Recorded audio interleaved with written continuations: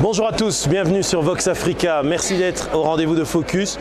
Focus spécial sommet, 19e sommet de l'Union africaine qui se tient donc ici à Addis Abeba. Et un des thèmes majeurs de ce sommet, c'est bien sûr la résolution de la crise qui sévit actuellement à l'est de la RDC, la République démocratique du Congo. Alors, quelques jours avant le sommet s'est tenue la conférence interrégionale sur les Grands Lacs.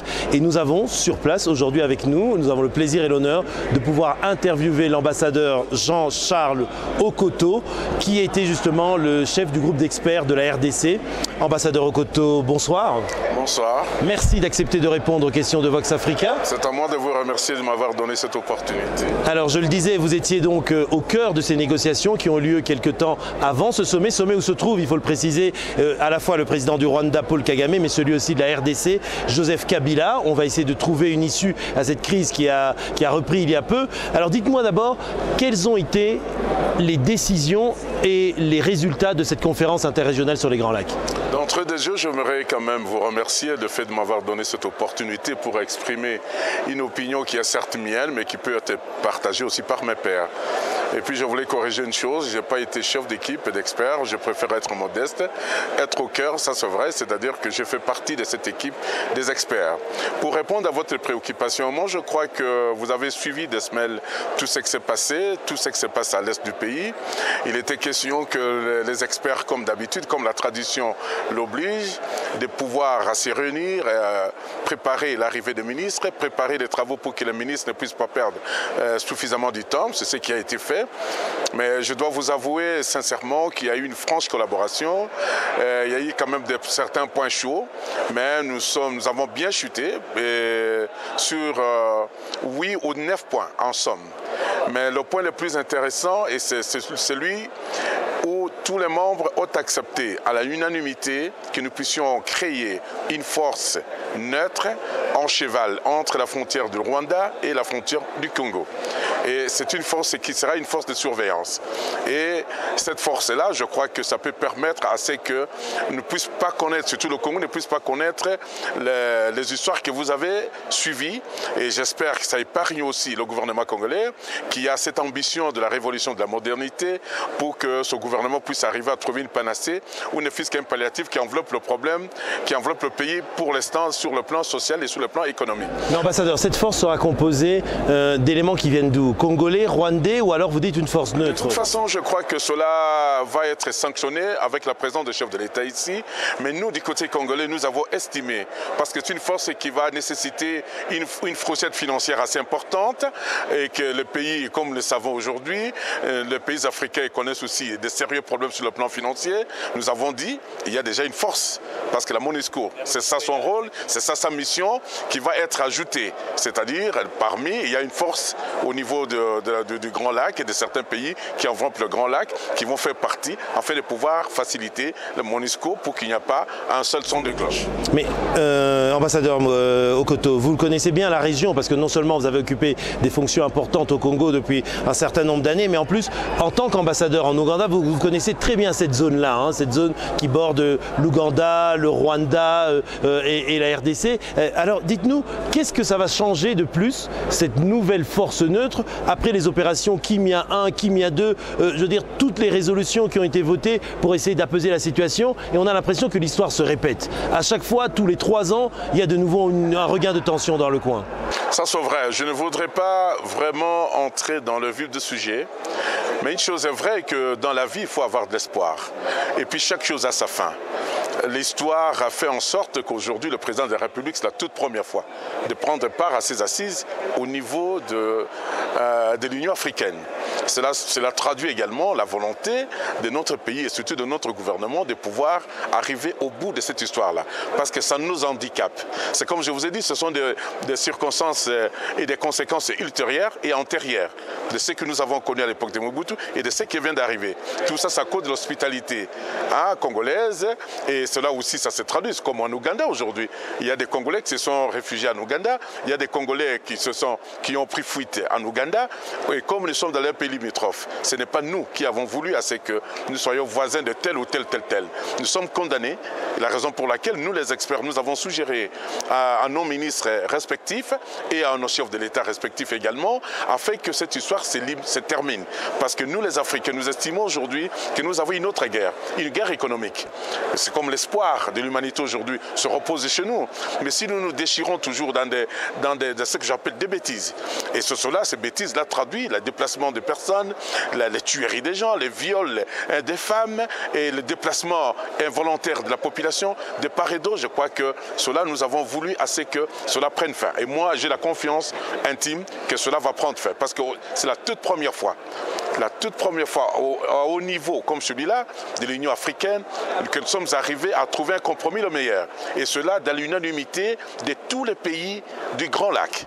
Et avec les experts et avec certains témoins, je vous l'avoue, c'était la toute première fois. Mais quelle garantie on a par exemple que cette fois-ci les engagements pris seront respectés? Et par exemple, qu'est-ce qu'il va advenir de ce fameux mouvement de mutins, le M23? Juste pour compléter ma question, ambassadeur Koto, leur chef de ce M23 a dit qu'ils avaient des revendications parmi lesquelles les plus importantes c'était le retour des réfugiés congolais du Rwanda, la confirmation de leur grade militaire et aussi l'instauration d'une vraie démocratie au Congo. Est-ce que vous allez répondre à ces revendications? Monsieur le journaliste, j'aimerais plutôt me limiter aux travaux qui ont eu lieu ici. Au niveau des revendications et tout, je crois que cela appartient. Vous aurez le temps d'interviewer notre ministre des Affaires étrangères. Et moi, au niveau d'expert, je me limite effectivement et je situe mon intervention dans le temps et dans l'espace. C'est-à-dire aujourd'hui, un dimanche, et je me situe dans l'espace, c'est-à-dire nous sommes retrouvés les experts et je ne voudrais pas aller au-delà de la politique et même de la diplomatie parce que là j'ai agi comme un expert. Si vous voulez me poser une question en tant qu'homme politique, en tant qu'ambassadeur, là je serai prêt. Mais là je crois que vous m'avez déjà situé, je me limite à tout ce qui a été fait par les experts. Et moi je me dis, j'ai confiance et j'ai l'intime conviction. Cela dépend aussi, je le souligne avec force, la volonté des autres pays limitrophes. C'est-à-dire que chaque pays doit prendre soin de pouvoir respecter ses engagements. Mais moi, je félicite ici le concours et l'engagement qui a été pris par tous les pays participants. Et pour chuter à ces 9 points ou 10 points, là je me dis, pour une fois, il n'y a même pas eu beaucoup de discussions. Il n'y a eu qu'un seul point où nous avons mis plus de 4 heures et nous nous sommes séparés vers 4 heures du matin. Tout le monde a posé sa signature et je me dis, c'est une volonté. Et puis il faut dire une chose aussi, la politique et même la guerre est évolutive. Et moi je me dis, c'est une dynamique. Aujourd'hui, on ne doit pas toujours se refaire que les choses vont se répéter. Hier, ce n'est pas aujourd'hui, aujourd'hui, ce n'est pas demain. Donc nous devons avoir cette conviction intime. Mais est-ce que les mêmes causes ne produisent pas toujours les mêmes effets?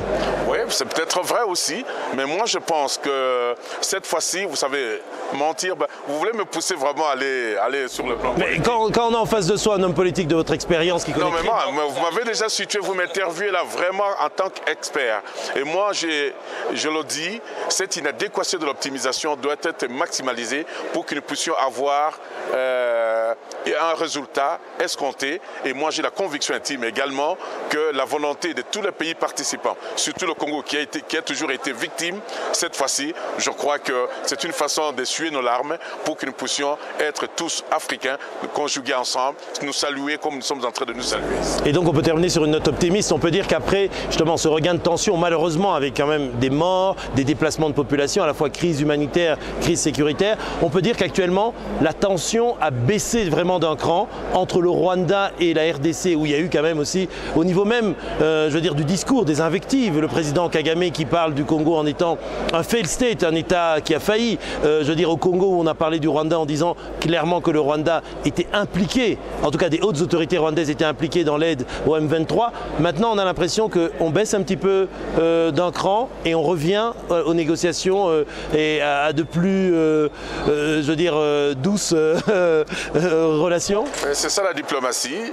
Les résultats, vous les aurez bientôt avec les résolutions. Je ne voulais pas anticiper, mais toutes vos préoccupations, vos soucis vont se retrouver, vont pouvoir avoir la réponse au travers les résolutions que vous aurez aujourd'hui à prendre connaissance. Je crois qu'on a fait un travail de titan et je me dis, nous sommes des humains, ce qui est bon et que nous puissions chacun d'entre nous prendre conscience, surtout les gens qui inquiètent souvent le Congo, de pouvoir prendre les dispositions afin que les choses ne puissent pas se répéter. Mais j'ai la conviction intime, je félicite tous les pays participants, encore une fois de plus, de la manière dont les travaux se sont déroulés, la manière dont on vient de trouver une panacée à ce problème. Et je me dis, je suis humain, j'ai toujours été optimiste. Je me dis, et avoir la lecture de ce que je suis en train d'observer ici, je me dis, les choses vont changer et les choses ont déjà commencé à changer. Et cela, je crois qu'il faut un dialogue permanent. On ne va pas se fatiguer. C'est qu'une étape. Et je dis, c'est une étape assez importante parce que vous avez vu vous-même les observateurs extérieurs. Il y a l'Amérique, il y a l'Union européenne, presque toutes les communautés sont là. C'est pour dire, cette fois-ci, il faut qu'on mette trait et que nous puissions voir qu'est-ce qui ne va pas, qu'est-ce qui n'a pas été, qu'est-ce qu'il faut faire, qu'est-ce qu'il ne faut pas faire. Moi, je crois que je me limite vraiment dans ce cadre, encore une fois, technique. Et prochainement, si vous voulez que j'entre en politique ou de la diplomatie, je serai encore plus ouvert pour vous. Merci beaucoup, en tout cas, d'avoir éclairé notre lanterne sur cette question de cette grave crise qui a eu lieu à l'est de la RDC. Je rappelle que Jean-Charles Okoto, vous êtes ambassadeur de la RDC en Ouganda, à Kampala. Merci pour cet entretien. Merci, c'est à moi de vous remercier parce que c'est un honneur. C'est un honneur d'être interviewé par votre chaîne de télévision. Je ne fais pas faire la pub, mais vraiment qui est bien suivi à Kampala. Et je crois que l'audience et l'audimat que vous avez à Kampala peut nous pousser un jour à vous inviter pour que nous venions voir là où nous travaillons, visiter la colonie congolaise, et comment les Congolais travaillent à Kampala et comment nous collaborons ensemble avec le gouvernement congolais et comment nous avons pu asseoir la diplomatie congolaise en bipolarisation avec la diplomatie ougandaise. Et jusqu'à aujourd'hui, je crois que nous sommes en paix. Nous respectons les accords des cours d'eau où aucun pays ne peut favoriser la force négative pour attaquer l'un ou l'autre. Et là, j'observe des semelles, suivant les instructions de mon chef de l'État, Joseph Kabila Kabange, et également en collaborant et en travaillant des semelles avec le président Museveni. Merci beaucoup, ambassadeur. Merci à vous, chers téléspectateurs, pour votre fidélité à Vox Africa. On se retrouve prochainement sur la même chaîne. À bientôt, au revoir.